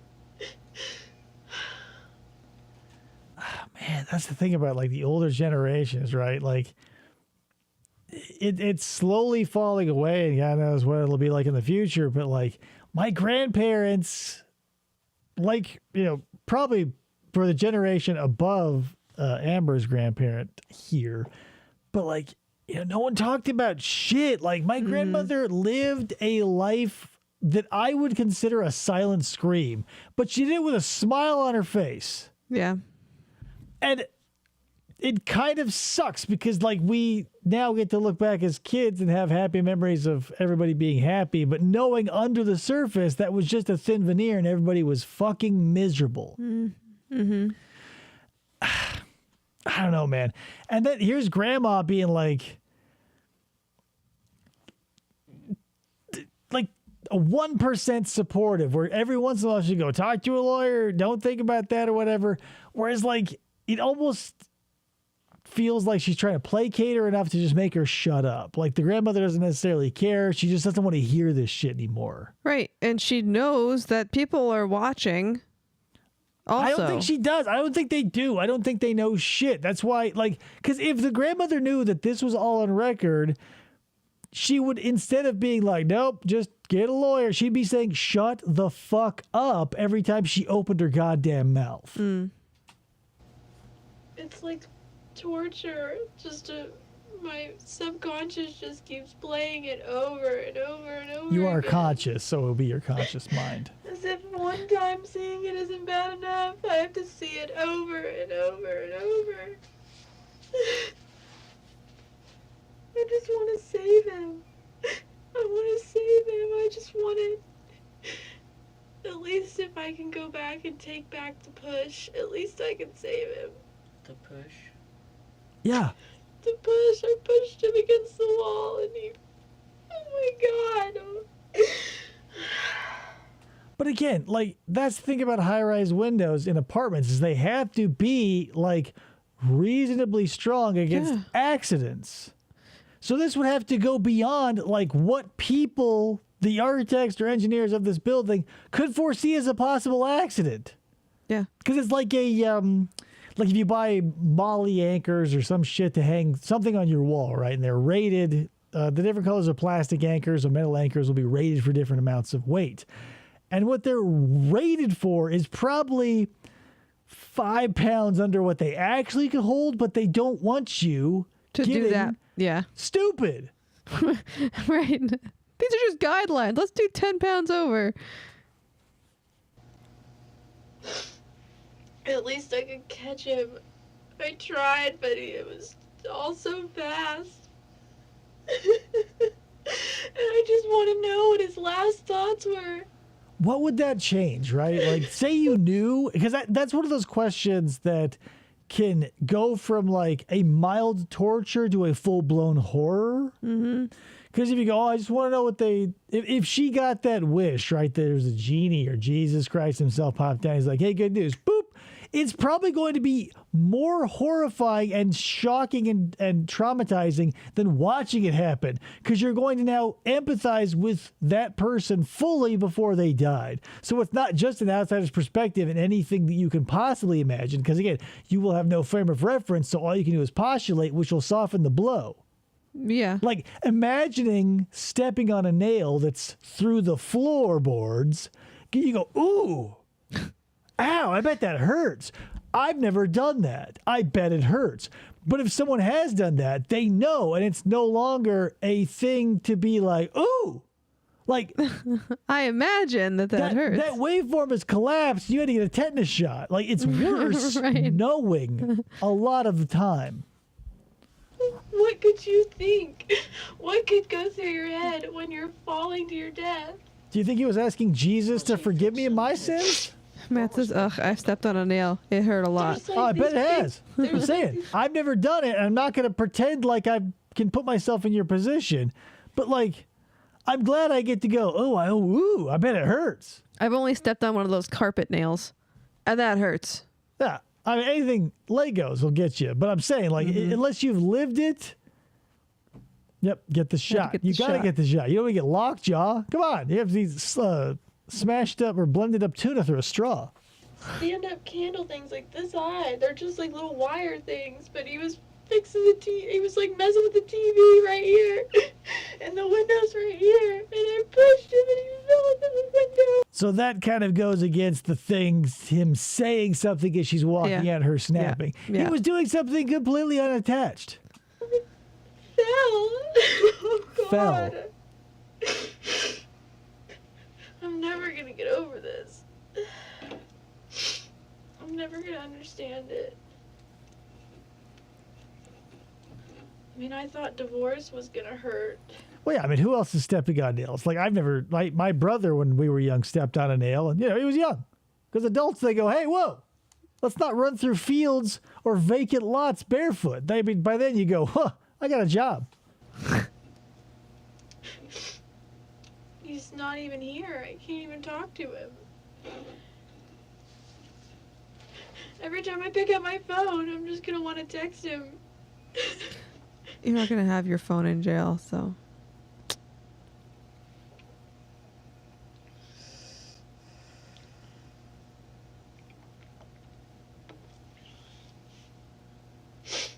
Be funny if, like, immediately after she finishes that water, a cop comes in like, would you like some more water? Huge, juicy belch. Her refill? Why Nope. is this happening?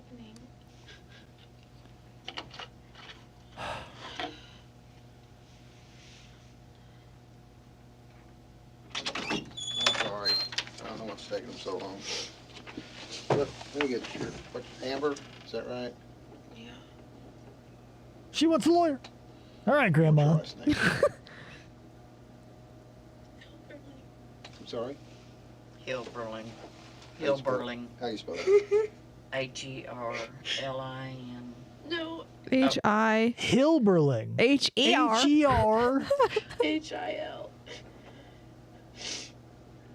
P-E-R. P B. B-E-R. L-I-N-G. Okay. What is your maiden name? Hills. Hills. What's your birthday? How do you spell Hills? H-A-W. W-O-F-C-U-P.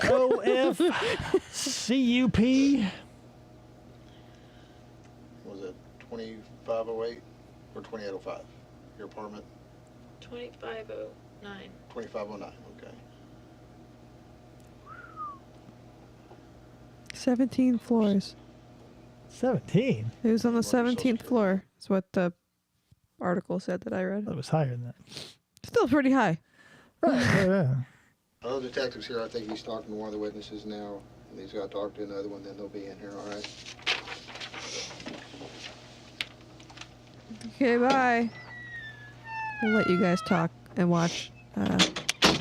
So every time I watch this, I go, why did that happen? Because they would know all of that. Yeah. He's not coming in to build rapport. He's not coming in He to asked for two things. Yeah, and those two things are often the icebreakers that detectives will use to start softening up suspects. Yeah.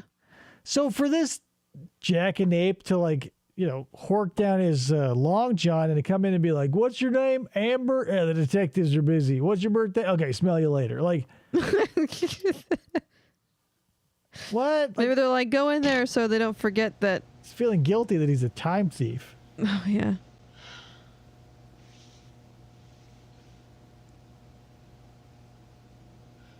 I can't do this.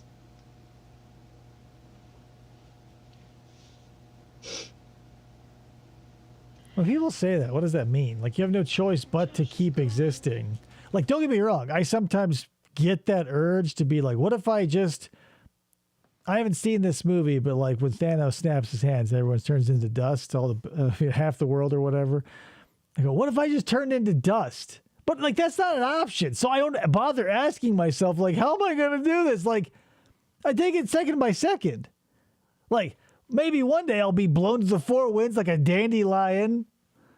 But until then, I just got to keep going. I can't be like, I can't hack it. Like, what are you going to do? Run off to the mountains and like build a giant kite and fly off into space? For forever. I'm only 19. I have the next 60 years to think about this. To let it torture me. I'm never gonna find someone that I love more than Josh. I'm never gonna find someone as perfect for me as he was. And I ruined all of it. I mean, you threw a lamp in his head. Why did I do that? A month before. But that's the problem with these toxic relationships is when you're together, it's like, I don't know, sodium and water. But when you're apart, it's like, oh man, like I really miss everything that isn't happening. But the logistics are the things that are happening are things that you don't like. Yeah. God, I just want to go back. Not all of us can be Cher and turn back time. What, the first time y'all got to fight? I can't. He's dead.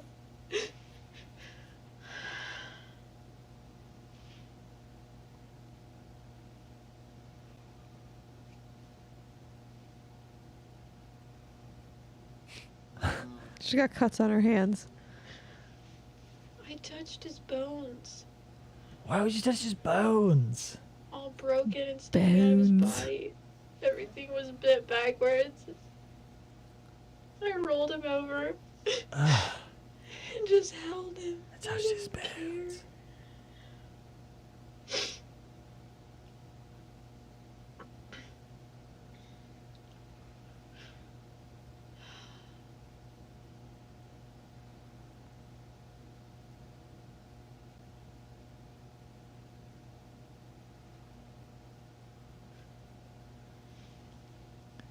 The grandma's like, what the fuck are the fucking detectives? She won't shut up.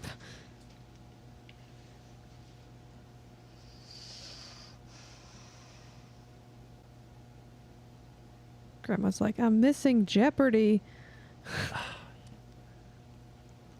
And meanwhile, like, what is the waiting group filling up with all those people she called earlier? Yeah. Like, they're all just waiting there, like, ringing their newspapers in the waiting room. Like, Yeah. what are you doing out there? And like her being like, she's going to need an attorney. How do you even start? I don't even know how to start to find an attorney. Well, you don't necessarily have to know. You just have to tell them you want one and figure the rest out later. You can. Well, no, I'm saying because the grandmother. Yeah, but I mean, that's the thing that the grandmother or whoever on the outside can find, or you get yourself a public defender or whatever. Moral of the story is get somebody who is a buffer between you and them, who can tell you to shut up and knows that there is film rolling. Yeah.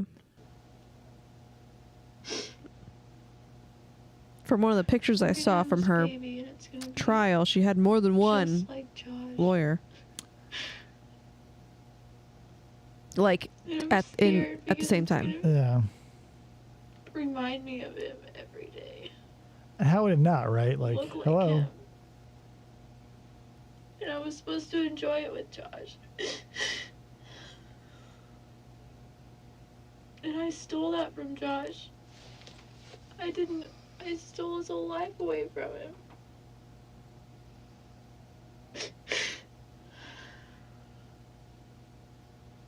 He's 23. He's never gonna watch. He's not gonna be there when Levi's born. He's not gonna watch him grow up. Yeah, everything is pretty much off the menu now. See him break.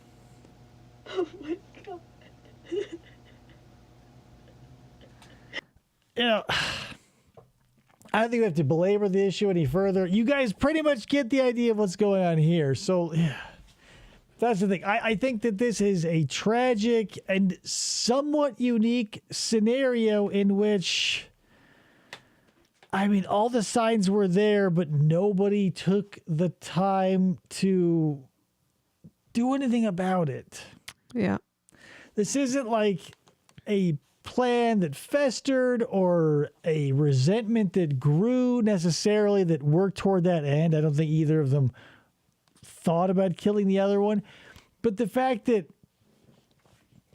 everybody saw it coming, including those two, is, you know, not lost on me because, again, I can recognize patterns, but with a caveat, it's easier to see things happening outside of your sphere. So, like, whereas people, like, there's that a cliche where, like, if you work in the mental health industry, you probably have some sort of Mental health issues. thing. The contractor has the worst house on the block, those sort of things.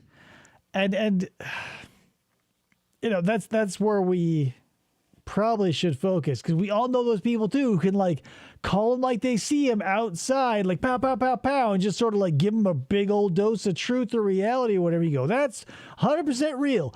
But, like, their own life is dysfunctional, and it's typically the types of things they point their finger guns at and blast off the fence like old tin cans. Well, like you're like people say you're your own worst critic and you're your own hypocrite. Right, but you're also your own, like, check writer. You can, hypocrisy is so easy to digest when it's coming from you, because when you're doing the thing that you hate, when you hate other people doing, you're doing it yourself, so you cut yourself slack. Even if you on some level recognize, like, this is something that I recognize that I hate when other people do, but I'm still gonna do it or whatever. I don't know. We all have those people in our lives where they can point to whoever else with a relationship or family or job issues or whatever, and they know exactly the right thing to say or do or in that situation, but flip the script and turn the microscope on their life, and it's like, well, why can't you do that shit for yourself? Because we cut ourselves too much slack, and or we're just not aware of it because we don't care. Yeah. Self-awareness is not necessarily a commodity that will come with age or time or just grow like a flower in the rain. You have to put some effort into that shit. And if you don't, you're taking your life into your own hands, because if you can't stop yourself before things get heated to reassess, when does that fuse stop burning? Yeah. At the dynamite, how big is the charge? What's at the bottom of that 17 stories? Who knows? Well, I saw her end. Yeah. So, yeah, that's another tragic part of this. Is it at best would be like a lineage of broken family for the foreseeable future, 2-3 generations. Because how do you get over something like this? But the insult to injury is she did dispatch herself. Yeah, she was sentenced to 25 years. So she would have gotten out when she was, what? She was 19, so she would have been like 46 years old. Right, but then, I mean, there's a couple of things you say, good behavior, and all, so there's leeway, but on top of that, like, she was one of these people who had the right mixture of humanity that let her finally see the severity of her actions. And if you're not, again, if you have had a life where people are cutting you slack and cutting you slack and cutting you slack, you never see repercussions. You never see shit. So if your first experience seeing reality is something to this degree, then yeah. Like the way punching your own ticket out, I can see being a viable option, because if you go your whole life, and she's 19, not ever having to pay the piper, and then all of that karma just sort of rolls down the hill and smashes you like a giant snowball. Right. Yeah. Anyway, guys. Crazy. It's crazy. No detectives needed, no re-technique. She, signed, sealed, and delivered herself. And there's nothing to be happy about necessarily, because it's not like... There's no gotcha. It's just, it's already got. It's not like Sarah Boone where we go, haha, what a hilarious clown that found herself in an illegal scenario and somebody died. And it's not like a Justin Ross Harris where he's an obvious liar and a piece of shit. Personal opinion. Or any of these other guys like Gondola or Renee, what's his face, or even Roush or any of the TCAP people. Because you go, well, you guys fucking... I don't know. There's just something different about this one. And I need you guys to see that and go through it with me, because it's always been in the back of my mind being like, what is it like when someone comes in and is just a normal human who never wanted to be, or never planned, or doesn't have the thick skin, or like they're not a jailhouse lawyer yet. Right. They can't sit there calmly in front of two detectives shackled at the waist and ankles. And go like, man, this is crazy. This is crazy. Anyway, guys, so in a few days from now, next Wednesday, we've got some more trivia coming up, another live game show. You can get your name up here on the lighted barbecue grill looking thing. Yeah. Like Ryan Maxwell did. And that's all I got for you this week. I'll try and pick it up next week, something a little lighter relatively with true crime, because there's a bunch of goofy idiots out there. It all ends in murder typically, but I mean what do you do, right? Like it's one thing to, maybe that's why some people give me the stink eye, or if you're a true crime person, because if you like Law and Order, you go, oh yeah, Elliot Stabler's so dreamy. But when you go, oh, beyond that, like I'm interested in the details of the crimes themselves, like, ugh, grosso or whatever. And this is one of those ones where I definitely feel like you can't really watch it and feel like the schadenfreude that you should, because like seeing Sarah Boone get her shit pushed in, or Travis or Dustin or any of those dudes. Stiven, yeah. Watching Stiven turn into a robot and getting yelled at by Fat Detective and Red Shirt for a while.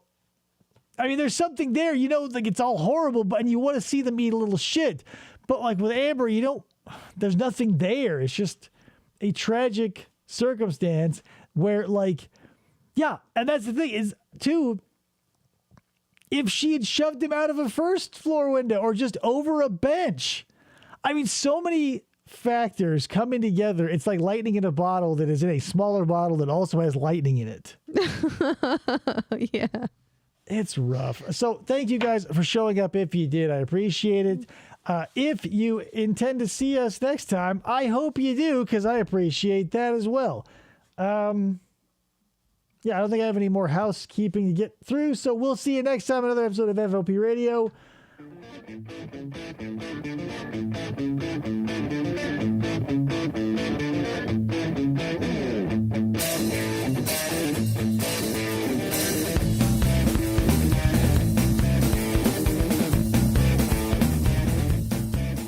For the try to